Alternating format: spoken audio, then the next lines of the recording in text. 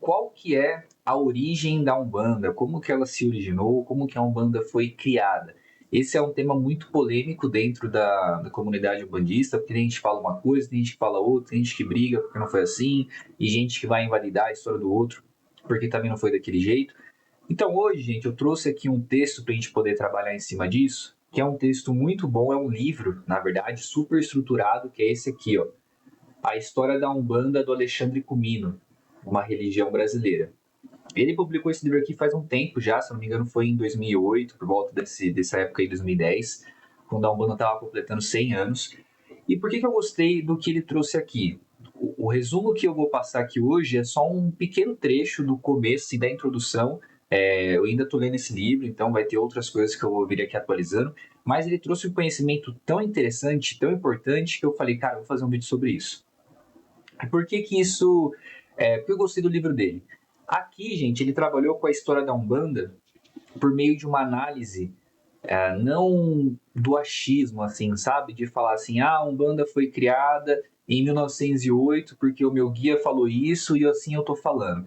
Por que isso é complicado? Porque se ele faz isso, qualquer outra pessoa que escreveu um livro falando que o guia falou para ela que a Umbanda, na verdade, foi criada em 1500, ou que, na verdade, tem uma origem lá na Dinamarca e é muito próxima dos vikings, a gente vai ficar sempre confuso, sempre brigando um com o outro. Mas o que ele faz aqui? Ele traz um livro para poder analisar a história da religião, a criação de uma religião por meio de fatos históricos. E isso é muito importante. Ele trabalha aqui com literaturas, bibliografias, jornais que foram publicados na época, contando um pouquinho, comentando sobre a Umbanda. E é um estudo, cara, riquíssimo e super complexo de ser feito, porque ele pegou aqui trechos, textos, ele procurou o século XX inteiro, cara. Então ele pegou ali quais são os primeiros textos sobre Umbanda? Começa quando? Ele achou em 1930, você tem alguns livros sendo publicados. Ele foi atrás dos livros. Em 1940, você tem outros. Ele foi atrás dos livros. 50, 60, 70. Cara, ele fez um mapeamento de como a Umbanda surgiu no século XX. Ele vem trazer isso para ele. E aqui ele coloca que é uma história, uma história da Umbanda. E não a história da Umbanda. Isso é muito diferente, porque uma dá a interpretação que pode existir várias, porque a Umbanda é plural, a Umbanda é diversa. E não é a história correta, a única verdadeira, que vai se aplicar a todas. Isso é bom a gente pensar antes de começar aqui. Bom, então vamos lá. Obviamente que esse é um tema super complexo para ser abordado aí em menos de 20 minutos, então eu recomendo que vocês leiam o livro dele, que vocês façam cursos aí sobre Umbanda em casas que estão explicando sobre isso, que você tem um tempo a mais para discutir, você consegue aprofundar algo a mais, tem perguntas, tem respostas e aí vai indo. Aqui é só um mapeamento bem simples mesmo, para a gente poder entender esse pequeno resumo que ele fez, mas que é assim, belíssimo. Bom, então antes da gente falar da origem propriamente da Umbanda, é muito importante a gente entender que a Umbanda traz uma complexidade muito extremamente grande no que tange assim à origem e também ao culto, né, a fundamentação da religião de Umbanda. E por que isso? Porque há uma pluralidade de rituais que influenciaram a Umbanda e que influenciam até hoje, que a gente vai discutir sobre isso. A Umbanda é extremamente plural, e onde tem uma casa de Umbanda fazendo uma coisa, em outra casa vai ter um outro ritual um pouco diferente, porque eles tiveram uma influência de um culto do Nordeste. Então, sabe como é muito complicado, tem muita coisa, e isso, na minha opinião, é muito bonito, porque deixa a religião riquíssima, vasta. Há uma manifestação diferente em cada casa, ainda assim segue os mesmos princípios de caridade, humildade e amor e fé que a Umbanda prega, né? Essa diversidade aqui de rituais que vão influenciar a Umbanda vai dar início, vai formar as diferentes vertentes que nós temos aí dentro da Umbanda. Você vai ter a formação de diversas vertentes, Umbanda branca, Umbanda de Angola, Umbanda Molocô, Umbanda esotérica, Umbanda sagrada. Você vai ter diversas formações, diversas vertentes, porque os expoentes deles, as pessoas que foram praticando essas Umbandas, elas carregavam bagagens diferentes, né? Então, o que é importante que ele logo fala aqui no início do livro?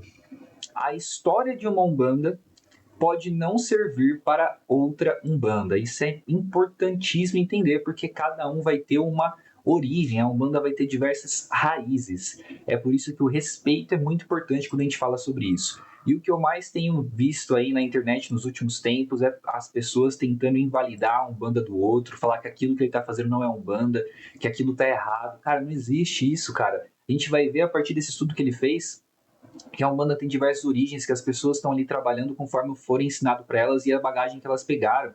Então é muito difícil a gente chegar assim e invalidar a religião do outro, invalidar a Umbanda do outro, porque você não concorda com aquela linha, com aquela vertente. Mas vamos com calma. A primeira coisa que a gente tem que entender, quando a gente fala de origem de Umbanda, é que a gente tem aquela famosa frase, aquele famoso marco histórico do Zélio de Moraes, que ele criou a Umbanda em 1908. A primeira coisa que a gente tem que pontuar é que isso aqui, gente, acreditar que uma pessoa apenas criou a Umbanda no geral, sendo que ela é diversa, isso aqui é um mito. Isso aqui, ele chega a ser um mito. O que é um mito? O Zélio de Moraes, a gente acreditar que ele criou tudo em 1908. No entanto, o Zélio de Moraes, como a gente vai ver mais para baixo aqui nesse vídeo, ele foi uma pessoa histórica. Ele existiu e foi uma pessoa muito importante para a fundamentação e para a origem da Umbanda, sim, que é o que a gente vai discutir lá embaixo.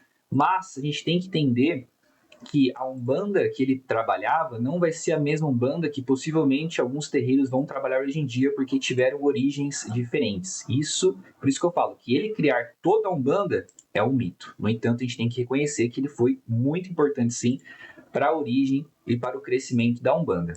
Bom, então vamos lá. Vamos falar propriamente agora da origem da Umbanda.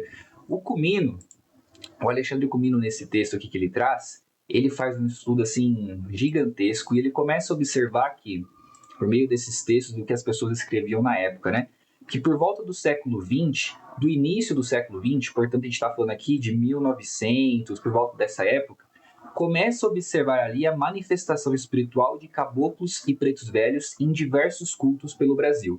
Não que eles não se manifestavam antes, 1800, 1700, quem sabe, mas você começa a ver muito mais essa manifestação acontecendo ali em 1900 e as pessoas começam a se perguntar, mas por que está acontecendo isso? O que é isso? Né? Se ele começa a se manifestar no espiritismo, por exemplo, as pessoas começam a perguntar, mas e aí? Isso faz parte do espiritismo? A gente pode trabalhar com isso? O que está acontecendo? E aí começa a ter algumas confusões, que, por exemplo, você começa a ver a observação dessas manifestações espirituais, assim, no Brasil inteiro, gente, lá em Pernambuco, na linha dos mestres da Jurema, no Catimbó, você começa a ver um espiritismo de caboclo aqui na região sudeste, talvez sul também. Você começa a ver um candomblé de caboclo na região de Salvador, na Bahia. Você começa a ver as macumbas do Rio de Janeiro, o culto afro-brasileiro, tendo a manifestação desses espíritos também. Isso antigo, tá? Mas no século XX você começa a observar isso mais forte. E aí eles começaram a observar que, o que está acontecendo, né? A gente vai ter um surgimento de novas entidades. Aqui a gente não tem registro falando de uma nova religião. Isso aqui não acontecia, estava apenas acontecendo algumas manifestações espirituais diferentes. E aí o Cumino vem a trazer um estudo super interessante de um cara chamado Leal de Souza, que ele publica um livro ali mais ou menos em 1924, no final da década de 30, e ele percebe que ali sim, no final da década de 30, você começa a ver a palavra Umbanda definindo uma nova religião. Então percebam a diferença histórica aqui. A gente tem o Zélio de Moraes lá criando a tenda Nossa Senhora da Piedade em 1908, mas a gente vai ver que eles não falavam que eles eram umbandistas. No final da década de 30 é que você tem, por meio de um registro de um livro do Leal de Souza, que ele tem esse livro, segundo o que ele escreve aqui, que começa a definir, a palavra Umbanda começa a definir uma nova religião. Já existia essa palavra antes? Ele comenta que já existia. Em alguns cultos você tinha alguns guias que falavam que eles eram de Umbanda, mas isso estava relacionado com alguns ensinamentos da Macumba, né? A palavra ele fala Umbanda, Quimbanda e Embanda eram sinônimos para definir sacerdote ou magista ali. Então você tem a palavra Umbanda sendo utilizada para outros conceitos. É só no final da década de 30 que você tem a palavra Umbanda sendo utilizada para definir uma religião nova. E aí o que a gente vai ter também no final dessa década de 30? Começa a utilizar a palavra Umbanda para poder definir uma nova religião, você vai ter dois grupos importantíssimos querendo trabalhar nesse formato da Umbanda, e isso é muito importante. Você vai ter um grupo que vem do Espiritismo e você tem um grupo que vem da macumba, né? Macumba, como eu falei, é um termo técnico para designar cultos afro-brasileiros que tinham na região ali do Rio de Janeiro, principalmente de origem banto, tá bom? E um culto que vem do espiritismo. Então você tem esses dois grupos principais. Há outros, possivelmente há outros, né? Como eu comentei, tinha manifestações lá no Nordeste acontecendo, no Norte, regiões de pagelança, tinha muita coisa nova acontecendo no Brasil, mas você tem registro principalmente desses dois grandes grupos aqui, um que vem do espiritismo e outro que vem da macumba. Vamos começar pelo grupo do espiritismo aqui, porque esse é interessante. Esse grupo do espiritismo ele é representado principalmente, aí sim, entramos agora, Zélio Fernandino de Moraes e Leal de Souza. Você tem o Zélio de Moraes criando ali o primeiro terreiro de Umbanda em 1908, né? E você vai ter ele ensinando posteriormente o Leal de Souza. O Leal de Souza, ele era como se fosse um historiador, ele pesquisava muita coisa, escrevia muita coisa, mas ele não era um bandista. Ele vem a se converter um bandista só ali em 1920, depois que ele tem um contato com o Zélio de Moraes e aprende muita coisa com ele. Só que olha o que era curioso na época. Esse grupo que vem do espiritismo, ele começa a observar então a manifestação de caboclos e pretos velhos e eles querem trabalhar com esses guias. Eles veem que aqueles guias são importantes, têm um conhecimento e querem ajudar as pessoas. Só que o espiritismo ortodoxo, ele vai falar não, né? Esses guias aí, eles não, isso aí não é espiritismo que estão fazendo. Esses guias, eles não são tão evoluídos assim, eles são atrasados, olha lá, né? Como é que um negro velho vai ensinar alguém? Como é que um caboclo indígena que não era nem civilizado vai ensinar alguém? Como é que não é um padre? Como é que não é um cara lá da Europa, um médico? Isso aí não existe. Então você tem que o espiritismo ortodoxo vai separar, né, eles propriamente do espiritismo. E aí esse grupo que se vê um pouco desolado, ele começa a falar que ele pratica, que ele é um espírita umbandista, né, ou ele pratica um espiritismo de umbanda. Veja que interessante, eles não vão falar aqui que eles são propriamente umbandistas, eles vão falar que eles praticam uma linha do espiritismo, que é o espiritismo de Umbanda. Mas por que esse grupo é extremamente importante? Porque eles foram quase como os primeiros ali a criar uma primeira federação umbandista e a fundamentar a Umbanda. Em 1939, além de escrever livros, né, o Leal de Souza já estava aqui escrevendo alguns livros sobre a Umbanda, que é o que o Comino usa como base para poder trazer alguns estudos e fatos históricos. No entanto, aqui em 1939, então veja que a gente já passou aqui já um tempinho, né? Já está utilizando a palavra Umbanda como religião ali, lembra que isso começou por volta de 1930. Eles criam a primeira federação de Umbanda com o nome União Espiritista de Umbanda do Brasil. Veja que assim, eles são muito ligados ao espiritismo, gente. Eles querem mesmo fazer parte do espiritismo. Tanto é que sempre está carregando o nome aqui, ó, Espiritista, União Espiritista de Umbanda do Brasil. Só que, como o espiritismo não queria essa aproximação, o resultado é que eles se separaram e você observa ali o surgimento de uma nova religião, de novas linhas e vertentes da Umbanda. Então você vai ter, por exemplo, algumas pessoas que falavam que praticavam espiritismo de Umbanda, a Umbanda branca, que isso aqui são praticamente todos sinônimos, né? Que tudo vem do Zélio de Moraes ali, que ele começa a abrir, depois que ele abriu o terreiro dele, começa a abrir alguns outros com os ensinamentos dele, né? Então você tem aqui o surgimento também da Umbanda branca, linha de Umbanda e demanda também pode ser chamado dessa forma. Então você observa que esse grupo, depois de ele criar a federação, ele começa a se expandir mesmo, consolidando a religião de Umbanda. Isso é muito importante, né? Você vai ter ali o Zélio de Moraes com a tenda espírita Nossa Senhora da Piedade, formada ali em 1908. Depois dele, com ele ensinando as pessoas, por exemplo, o Leal de Souza, que eu falei ali em cima, ele vai criar a tenda espírita Nossa Senhora da Conceição e mais outras 6 tendas vão aparecer a partir desses ensinamentos do Zélio de Moraes. Só que vejam que está sempre carregado o nome espírita aqui, ó, porque eles realmente faziam parte, eles carregavam essa identidade com eles. Estava na origem deles, gente, estava na origem deles. Eles eram pessoas brancas, possivelmente descendentes ali de famílias que vieram da Europa. Então eles trabalhavam com o espiritismo muito forte. Então, como consequência, você tem o que hoje nós conhecemos aí como Umbanda branca, sim daquela Umbanda muito mais, muitas vezes sem atabaque, às vezes não trabalha nem com Exu nem com Pombagira, né? Não gosta muito de mexer com oferenda, você tem algumas vertentes disso. Outra vertente que pode caminhar a partir desses ensinamentos aqui é a Umbanda esotérica também, que foi postulada depois pelo Mata e Silva. Então você vai ter muitas coisas acontecendo aí. Uma coisa muito importante da gente ver aqui também é o outro grupo, né? Lembra que agora a gente está falando só de um grupo. que era um grupo vindo do espiritismo.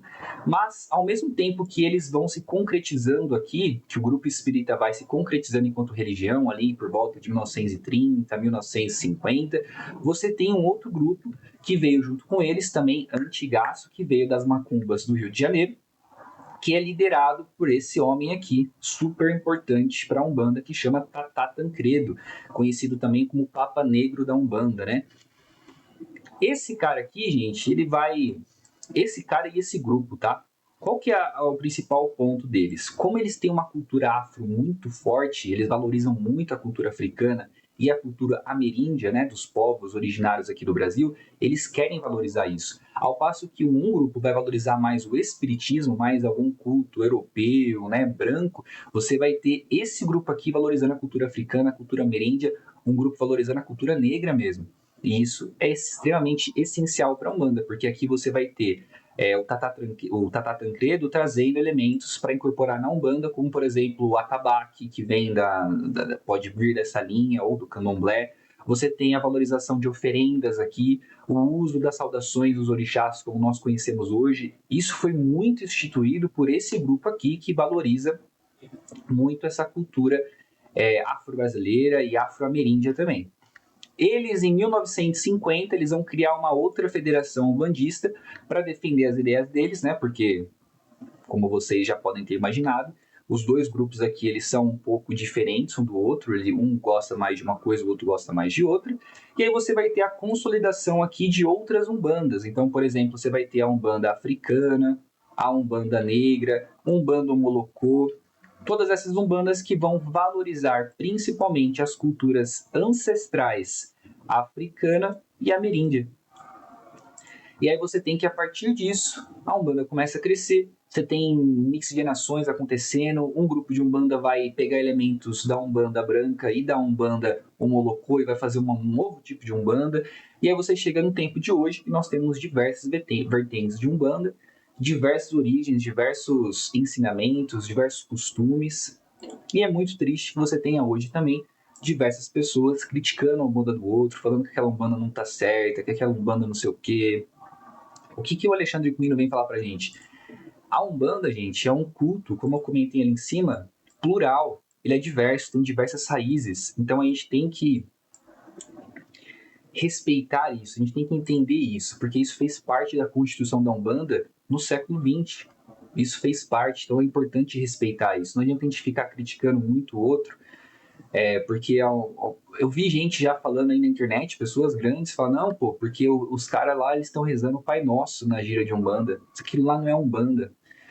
Ignorando que no século XX você tem uma grande influência do culto da religião cristã, da religião católica, acontecendo no Brasil e, consequentemente, influenciando a Umbanda também.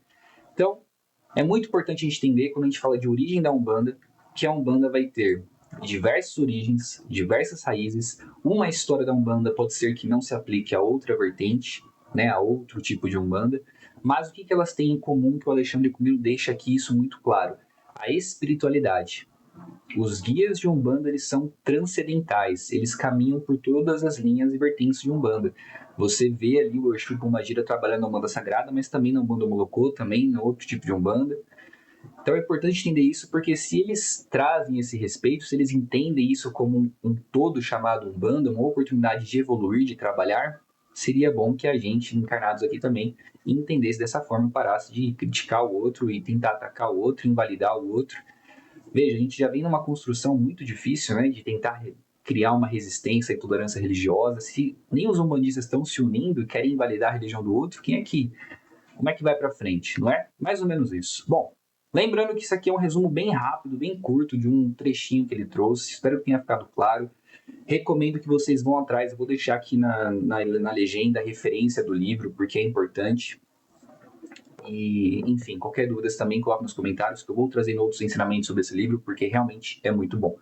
Beleza, gente? Agradeço a atenção de quem chegou até aqui. Muito obrigado, ótima semana, valeu!